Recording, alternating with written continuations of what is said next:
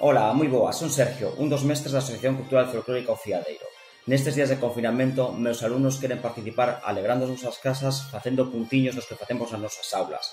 Con todos vos, dentro o vídeo deles e todos a participar os que queirades, vale? Biquiño, vémonos pronto.